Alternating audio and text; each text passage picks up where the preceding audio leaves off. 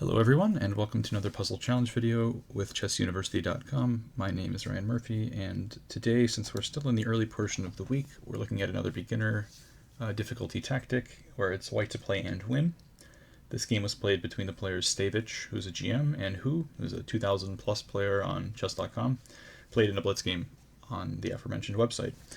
And as I said, it's white to play and win here, a very surprising tactical resource which just sort of wins on the spot. So let's see how we reached this position.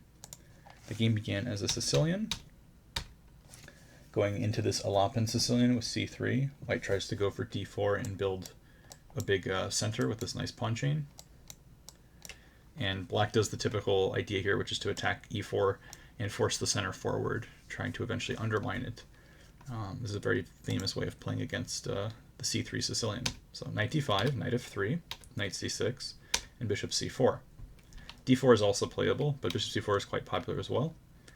e6, d4, cd4, cd4, and d6, where you see black trying not only to open up their pieces so the bishops have squares to develop, but also trying to challenge the advanced pawn in the center. If this pawn gets to sit here for many, many moves, then eventually it's going to help spearhead an attack for white against black's kingside should black castle over there, which most likely they will.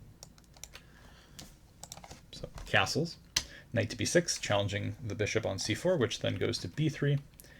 Bishop e7, which is maybe a small inaccuracy. I think it's actually quite prudent here to exchange on e5. And the reason for this is you're almost guaranteeing, I mean, you are guaranteeing a queen trade or white will lose a pawn. You're opening the d file.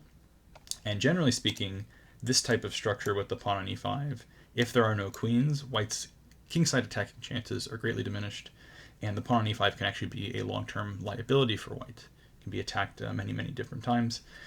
And generally black does pretty well in these positions. So this was definitely important for black to include. After bishop e7, Stavich did not miss his chance. He moved the queen off of the d file and played queen e2, which avoids any future queen trades, also reinforces the pawn on e5.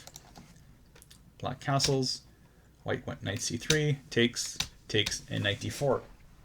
And clearly, white doesn't want to lose their light square bishop because this piece is usually a very important attacker on the king side. So here it's pretty clear that white's going to take this knight. Black recaptures, rook d1. And already this is a pretty difficult choice, and I think black's maybe in trouble no matter what they do. I think knight takes d4 is just a little bit too slow. We notice that in this position, for example, this bishop's not developed, this rook's not developed, and black's moving the same piece twice in the opening, which then drags their queen into the center and helps white develop the rook with tempo. So it's sort of a big tempo loss to go for this trade, even though it looks tempting at first. And after the queen takes and then rook d1, the queen has a tough choice as to where to go. It goes to the king side, which looks very natural because you want to defend your king. Maybe you'll go g6 to shore up the diagonal, but it turns out that the queen is very vulnerable here. And after the move bishop e3, it should have already moved probably over to the queen side like queen b4.